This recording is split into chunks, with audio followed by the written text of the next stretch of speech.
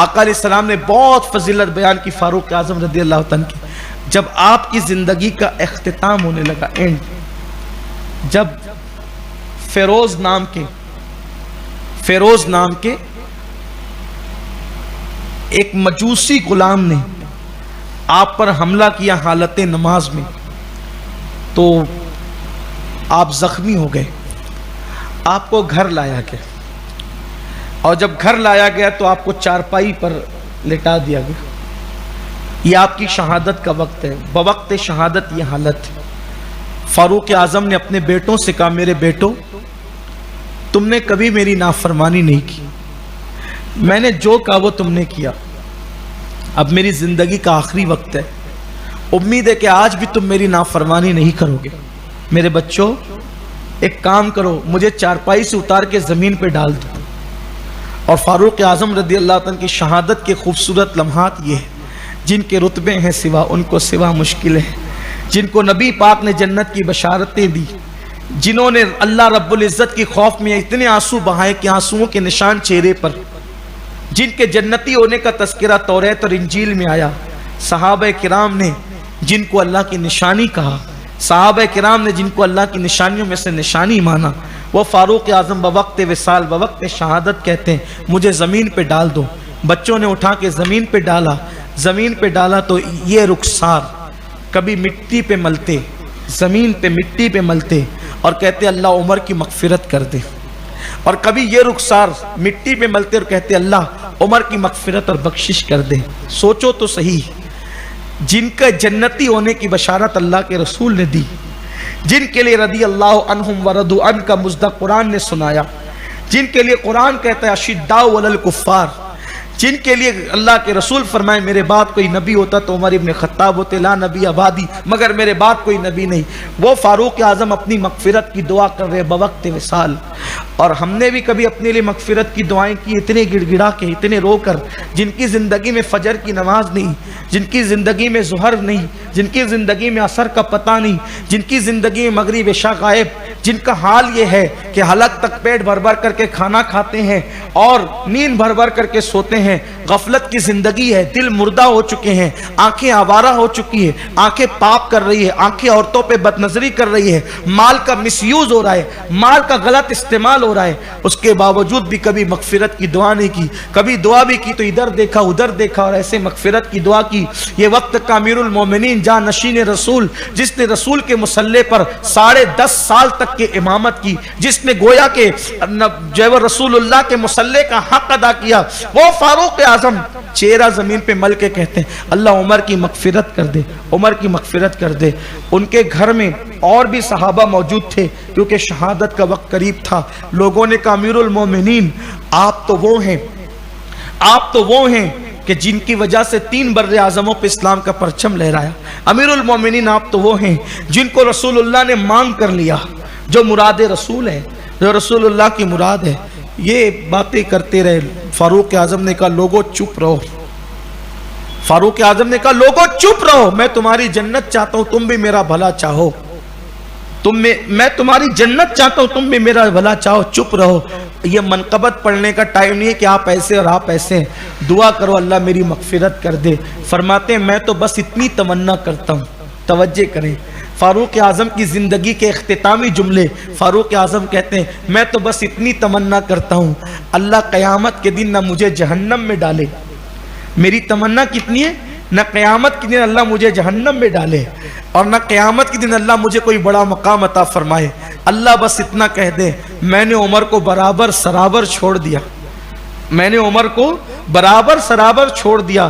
عمر سمجھے گا کہ عمر کامیاب ہو گیا، عمر سمجھے گا کہ عمر کامیاب ہو گیا. کون کہہ رہا ہے؟ فاروق اعظم. فکر دیکھو، مجھے برابر سرابر بھی چھوڑ دیا جائے. ہر سال حج کیا، ہر سال حج کیا، آپ نے ہر سال حج کیا. کوئی ایسی نیکی نہیں جو فاروق اعظم کی زندگی میں موجود نہ، لیکن اس کے باوجود فکر فاروق اعظم یہ ہے. اور آپ نے 26 ذی الحجہ یا 1 محرم الحرام کو جام شہادت نوش فرمایا. اور شہادت نوش کرنے سے پہلے آپ نے کسی کو کہا کہ جاؤ ام المومنین سے اجازت طلب کرو کہ امی جان میری تمنا یہ ہے کہ میں حضور کے قدموں میں دفن ہونا چاہتا ہوں. آپ دعا بھی کرتے تھے، آپ کی دعا تھی، آپ اکثر ایک دعا کرتے تھے، اللہم ارزقنا شہادتن فی سبیلک وجعل موتنا فی بلد رسولک، اے اللہ ہمیں شہادت کی موت عطا فرما اور تیرے نبی کے شہر میں موت عطا فرما۔ لوگ ہم سے کہتے ہیں یہ مدینے میں مرنے کی تمنا تم کہاں سے لائے؟ یہ فاروق اعظم سے لائے۔ اور فاروق اعظم کو کہاں سے ملی؟ فاروق اعظم کو رسول اللہ سے ملی۔ میرے آقا نے فرمایا اگر تم سے ہو سکے تو مدینے میں مرو۔ آقا نے کیا فرمایا؟ اگر تم سے ہو سکے تو مدینے میں مرو، جو مدینے میں مرے گا میں اس کے ایمان کی گواہی دوں گا اور میں اس کی شفاعت کروں گا، اس کی سفارش کروں گا۔ بلکہ آقا فرماتے میں اپنی قبر سے اٹھوں گا تو بقی والوں کو ساتھ لے کر کے میں میدان محشر میں جاؤں گا۔ مدینے میں مرنے والا تو جنتی میں دفن ہو رہا ہے نا، اسی لیے میرے امام کہتے ہیں طیبہ میں مر کے ٹھنڈے چلے جاؤ آنکھیں بند، طیبہ میں مر کے ٹھنڈے چلے جاؤ آنکھیں بند، سیدھی سڑک یہ شہر شفاعت نگر کی ہے، سیدھی سڑک یہ شہر شفاعت نگر کی ہے۔ تو آپ دعا کرتے تھے اور پھر آپ کی شہادت مدینہ طیبہ میں ہوئی، اور پھر آپ نے شہادت سے پہلے یہ تمنا کی کہ حضور کے قدموں میں دفن ہونا چاہتا ہوں، ام المومنین سے اجازت لے لو۔ ام المومنین نے کہا میں نے اس کو اپنے لیے رکھا تھا، یہ جگہ جو ہے میں نے اپنے لیے رکھا تھا۔ اب یہاں سے یہ بات بھی پتہ چل رہی ہے کہ اگر کسی بزرگ کے قدموں میں دفن ہونے کے لیے کوئی نیت کر کے رکھے کہ میں نے یہاں رہنا ہے تو یہ کوئی بدعت نہیں بلکہ یہ ام المومنین سیدہ عائشہ صدیقہ کی فکر ہے۔ اس کو میں نے بتایا نہیں تھا کسی کو کہ میں نے اپنے لیے رکھا تھا۔ تو ام المومنین نے کہا مگر ٹھیک ہے، اگر ان کی تمنا ہے تو میں اپنی ذات پر ان کی ذات کو ترجیح دیتی ہوں، اجازت دیتی ہوں کہ ان کو کہیں کہ وہ دفن ہو جائیں۔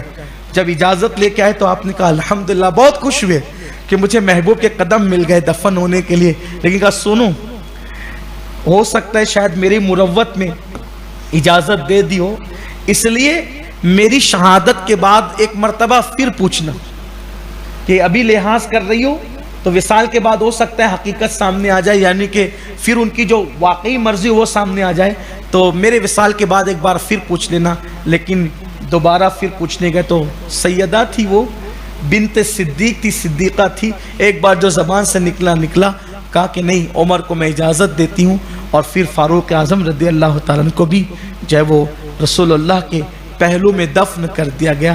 اور اس طرح سے فاروق اعظم کی شہادت کے بعد ہمیشہ کے لیے اسلام سے اتحاد کا دروازہ ٹوٹ گیا، ختم ہو گیا۔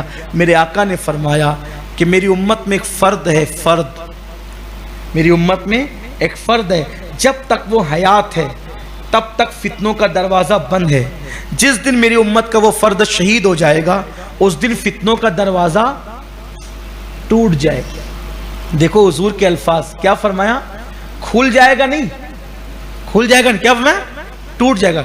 کھل جائے گا تو کوئی نہ کوئی آ کے طاقت لگا کے بند کرنے کی کوشش تو کرے گا، کیا فرمایا، ٹوٹ جائے گا، نہیں کہ پھر بند ہونے کا سوال ہی پیدا نہیں ہوتا۔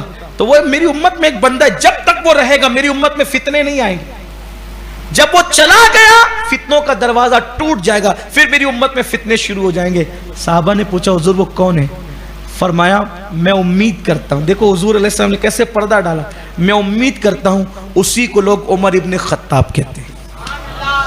جب تک یہ رہیں گے، اور دیکھیں آپ جب تک وہ رہے امت میں فتنے نہیں تھے، ان کے بعد امت میں فتنے شروع ہوئے۔ اللہ تعالیٰ ان کی برکتیں ہمیں نصیب فرمائے۔